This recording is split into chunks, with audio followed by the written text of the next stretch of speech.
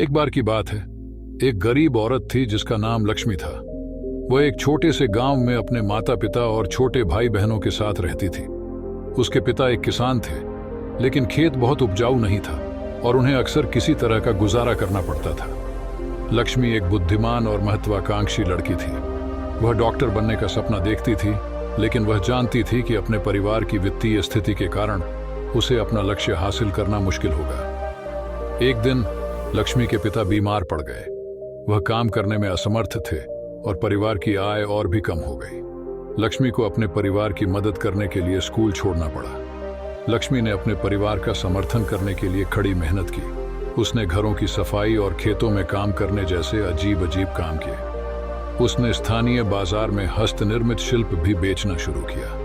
अपनी व्यस्त दिनचर्या के बावजूद लक्ष्मी ने डॉक्टर बनने के अपने सपने को कभी नहीं छोड़ा। वह देर रात तक पढ़ाई करती थी और स्थानीय पुस्तकालय से किताबें उधार लेती थी।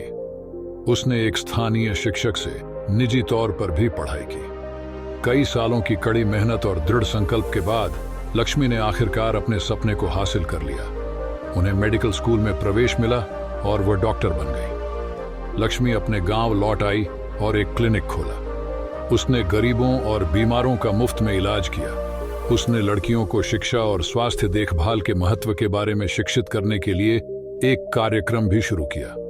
इस कहानी की सीख, लक्ष्मी की कहानी, हम सभी के लिए एक प्रेरणा है। यह दिखाता है कि अगर हम अपने दिमाग में रखते हैं और अपने सपनों को कभी नहीं छोड़ते, तो कुछ भी संभव है। लक्ष्मी की कहानी हमें यह भी याद दिलाती है कि हमें दूसरों की मदद करने की जिम्मेदारी है, खासकर उन लोगों की जो कम भाग्यवान हैं। हम सभी दुनिया में एक फर्क कर सकते हैं, चाहे वह कितना भी छोटा क्यों ना हो।